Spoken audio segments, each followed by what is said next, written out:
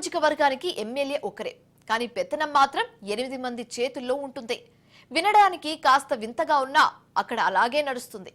కూటమి ప్రభుత్వ పాలన కాస్త కుటుంబ పాలనగా మారిపోతుందంటూ ఆ పార్టీ నాయకులే చెవులు కోరుకుంటున్నారు.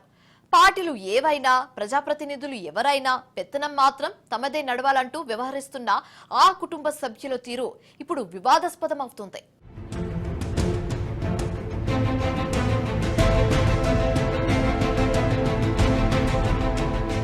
ఉమ్మడి కడప జిల్లా రైల్వే కోడూరులో అరాచకీయం. 2004 వరకు టీడీపీకి కంచుకోటగా ఉన్న రైల్వే కోడూరు 2004లో ఎస్సీ రిజర్వ్డ్ కావడంతో అప్పటి నుంచి కాంగ్రెస్, వైఎస్ఆర్ కాంగ్రెస్ పార్టీ హవా. 2024 ఎన్నికల్లో ఎమ్మెల్యేగా అరవ శ్రీధర్ ఎన్నిక. శ్రీధర్ గెలుపుకు కృషి చేసిన ముక్క రూపానందరెడ్డి.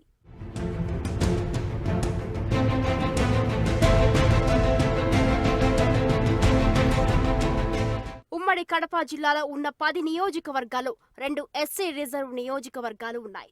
అందులో ఒకటి రైల్వే కోడూరు. 2004 వరకు ఈ నియోజకవర్గం టీడీపీకి కంచుకోట. 2004లో ఎస్సీ రిజర్వ్డ్ కావడంతో అప్పటి నుంచి కాంగ్రెస్, వైఎస్ఆర్ కాంగ్రెస్ పార్టీ హవా కొనసాగింది. తాజాగా 2024లో జరిగిన ఎన్నికల్లో జనసేన పార్టీ నుంచి అరవ శ్రీధర్ ఎమ్మెల్యేగా గెలిచారు. సర్పంచ్గా పనిచేస్తున్న అరవ శ్రీధర్ను ముక్క రూపానందరెడ్డి తన లాబయింగ్తో జనసేన టికెట్ ఇప్పించి ఎన్నికల్లో ఆయన గెలుపుకు కృషి చేశారు.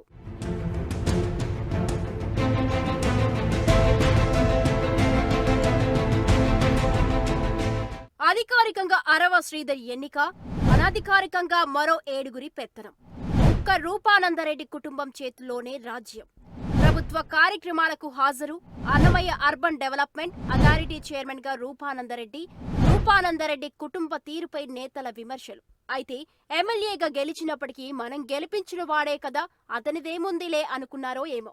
పేరుకు అరవ శ్రీధర్ ఎమ్మెల్యే అయినప్పటికీ పెత్తనం మొత్తం ముక్క రూపానందరెడ్డి కుటుంబం చేతుల్లోనే ఉంది. అది కూడా హద్దులు దాటి అధికారులతో సమావేశాలు ఏర్పాటు చేసే స్థాయికి చేరిందంటే అక్కడ ఎమ్మెల్యేకున్న ప్రాధాన్యత ఏ స్థాయిలో ఉందో అర్థం చేసుకోవచ్చు.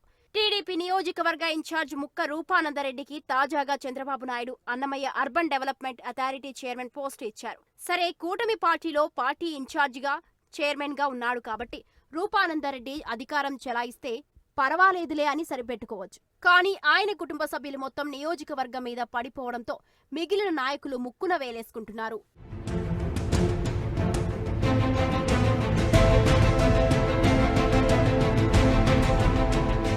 ఎన్నికల ముందు రాజకీయాల్లో చురుగ్గా ఉన్న రూపానందరెడ్డి కొడుకు అధికారం రావడంతో రాజకీయ వ్యవహారాల్లోకి మొత్తం కుటుంబం, నియోజకవర్గ పరిపాలనలో తలదూరుస్తున్న 8 మంది ముక్క రూపానందరెడ్డి కుటుంబం, ఆయన బామ్మర్దులదే రాజ్యం. ఎన్నికల ముందు నుంచి కూడా రూపానందరెడ్డితో పాటు తన కొడుకు సాయి వికాస్ రెడ్డి రాజకీయాల్లో చురుగ్గా ఉన్నారు. పార్టీ గెలుపు కోసం పనిచేశారు. అయితే ఎన్నికలు అయిపోగానే అధికారంలోకి రావడంతో ఏకంగా వారి కుటుంబ సభ్యులు మొత్తం రాజకీయ వ్యవహారాలతో పాటు నియోజకవర్గ పరిపాలనలో తలదూరుస్తున్నారు. ఇప్పుడు అక్కడ ఒకరు కాదు, ఇద్దరు కాదు, ఏకంగా 8 మంది ఎమ్మెల్యేలుగా వ్యవహరిస్తున్నారంటే పరిస్థితి ఏ విధంగా ఉందో అర్థం చేసుకోవచ్చు. ముక్క రూపానందరెడ్డితో పాటు ఆయన భార్య వరలక్ష్మి, కొడుకు విశాల్ రెడ్డి, మరో కొడుకు సాయి వికాస్ రెడ్డితో పాటు ఆయన బామ్మర్దులు మల్లికార్జున్ రెడ్డి, విశ్వనాథరెడ్డి, మహేందర్ రెడ్డి కూడా అధికారిక వ్యవహారాల్లో జోక్యం చేసుకుంటున్నారు.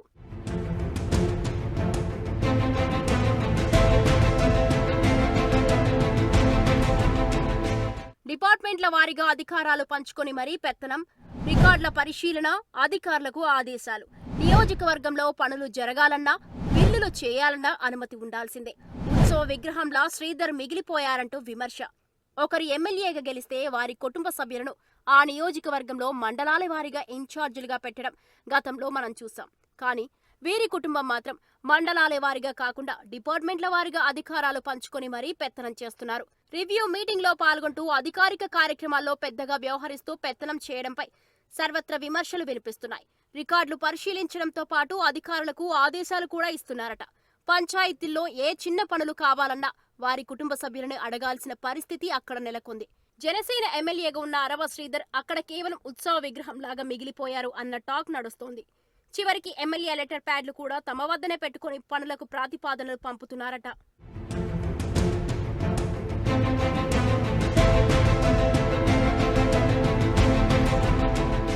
అరవ శ్రీధర్ గెలుపు కోసం జనసేన, బీజేపీ, టీడీపీ నేతల కృషి, కూటమి పాలన కాస్త కుటుంబ పాలనగా మారిపోయిందన్న విమర్శ. కుటుంబ పెత్తనాన్ని చూసి పార్టీకి దూరంగా మిగిలిన నాయకులు, వారికి సంఖ్యంగా ఉన్న నాయకులకే పనులు చేస్తున్నట్లు ఆరోపణలు. అనుకున్నదొకటైతే జరిగింది మరొకటి అన్నట్లు కుమిలిపోతున్న నేతలు. కూటమి అభ్యర్థిగా జనసేన పార్టీ తరపున బరిలో దిగిన అరవ శ్రీధర్ గెలుపు కోసం జనసేన, బీజేపీ, టీడీపీ నేతలు కలిసి పనిచేశారు.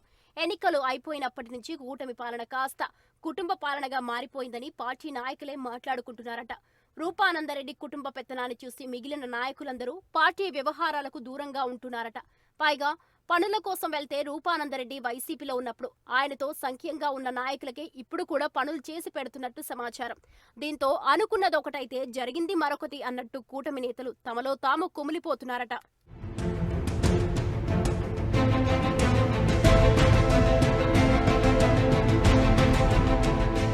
8 మంది ఎమ్మెల్యేల పాలన నుంచి తమకు విముక్తి కల్పించాలంటూ అధికారులు కూడా ఉన్నతాధికారులను వేడుకుంటున్నట్టు సమాచారం. మొత్తం మీద డబ్బున్న వాడిదే, ఎన్నికల్లో డబ్బు ఖర్చు పెట్టిన వాడిదే రాజకీయమని నిరూపిస్తున్నారు ముక్క రూపానందరెడ్డి కుటుంబం. జనసేన అధినేత పవన్ కళ్యాణ్ రాజకీయాల్లో డైనమిక్ గా ఉంటే వారి ఎమ్మెల్యేలు మాత్రం డమ్మీలుగా మిగిలిపోయారంటూ జనం చర్చించుకుంటున్నారు.